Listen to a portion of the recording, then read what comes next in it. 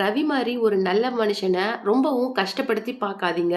அதனுடைய விளைவுகள் விபரீதமா இருக்கும் அப்படின்னு சொல்லி எச்சரிச்சு பேசியிருக்காரு நடிகர் சிம்பு. சிம்பு குடுத்த பதிவுல அவர் என்ன சொல்லியிருந்தாரு அப்படின்னு சொல்லிட்டு பார்த்தீங்கன்னா, எனக்கு தெரிஞ்சு ரவி மாரி ஒரு நல்ல மனுஷன பார்க்கவே முடியாது.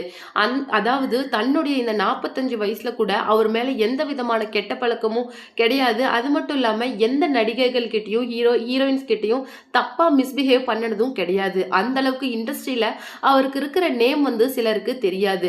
சிலர் தன்னுடைய வாழ்க்கையில எப்படியெல்லாம் இருக்காங்க அப்படிங்கிறத பத்தி நல்லாவே தெரிஞ்சுக்கிட்டு அடுத்தவங்கள பத்தி பேசுறதுக்கு தகுதி இல்லாம இருக்கிறாங்க.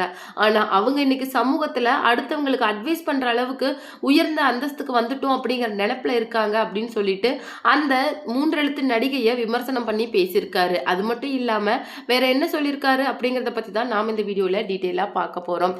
வீடியோக்குள்ள போறதுக்கு முன்னாடி நீங்க நம்ம சேனலுக்கு புதியவரா இருந்தா மறக்காம சிபி ட்ரெண்டிங்க சப்ஸ்கிரைப் பண்ணி ஃபாலோ பண்ணிக்கோங்க. வாங்க வீடியோக்குள்ள போலாம். ரீசெண்டா ஜெயம் ரவி வந்து தன்னுடைய வாழ்க்கையில நடந்த விஷயங்களை ரொம்பவும் ஓப்பனா பேசியிருக்காரு. அவருடைய மனைவி மற்றும் அவருக்கான விவாகரத்து ப்ராசஸ் போயிட்டு இருந்த போது கூட ஆர்த்தி ரவியை தான் எதுக்காக டிவோர்ஸ் பண்ணோம் அப்படின்னு சொல்லிட்டு சொன்னது கிடையாது. திடீர்னு பாடகி கெனிஷா கூட அவர் வந்து நிறைய ஃபங்க்ஷன்ல தென்பட்டதுனால அவரை பத்தி நிறைய தப்பான டாக் வந்தது. பாடகி கெனிஷாக்காக மனைவியவே டிவோர்ஸ் பண்றாரு அப்படிங்கிற மாதிரி. ஆனா இவ்வளவுக்கும் சைலண்டா இருந்த ஜெயம் ரவி ஒரு நாள் பர்ஸ்ட் அவுட்டா என்ன சொல்லியிருக்காரு அப்படின்னு சொல்லிட்டு பாத்தீங்கன்னா, என்ன ஃபினான்ஷியல் ரீதியா மட்டும் கிடையாது, என்ன ஒரு ஆம்பளன் கூட பார்க்காம நிறைய இடங்கள்ல அசிங்கப்படுத்திருக்காங்க. இன்னைக்கு நான் பெத்த குழந்தைங்களையே என்ன பார்க்க விடாம தடுக்கிறாங்க. இந்த அளவுக்கு ஒரு மோசமான, அதாவது பணவெறி பிடிச்ச குடும்பத்துக்கிட்ட இருந்து நான் தப்பிக்கணும் அப்படிங்கிறதுக்காக மட்டும்தான் அவங்கள டிவோர்ஸ் பண்றேன்.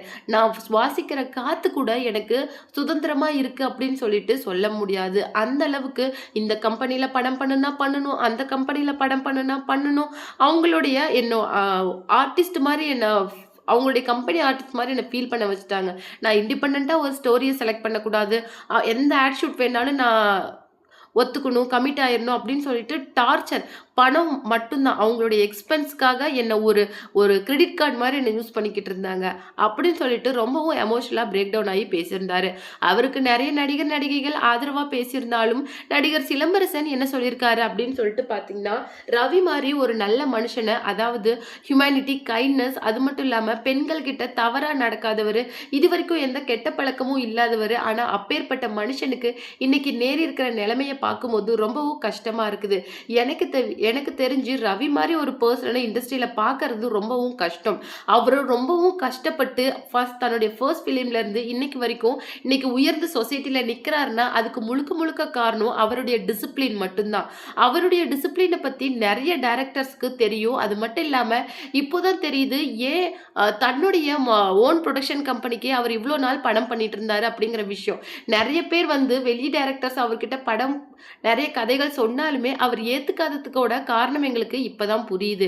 ஒரு நல்ல திறமை உள்ள நபரை வந்து ஒரு குடும்பம் கட்டி போட்டு வீணாக்கியிருக்கு அப்படின்னே சொல்லலாம். அது மட்டும் இல்லாம இன்னைக்கு எமோஷனல் ரீதியா பிளாக்மெயில் பண்ணி அவரை இந்த அளவுக்கு சூசைட் பண்ணணுங்கிற தாட்டை வர வைக்கிறதெல்லாம் இது ஒரு பெரிய, எனக்கு தெரிஞ்சு இது வந்து ஒரு பெரிய ஒரு கொலைக்கு நிகரான சம்பவம் அப்படின்னே நான் சொல்லுவேன்.